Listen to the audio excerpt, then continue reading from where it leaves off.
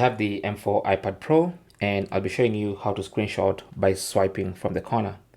So you'll notice if I swipe from the corner, that takes a screenshot of my iPad, and it only works when I swipe from the bottom left corner and not from the right corner. That does something different.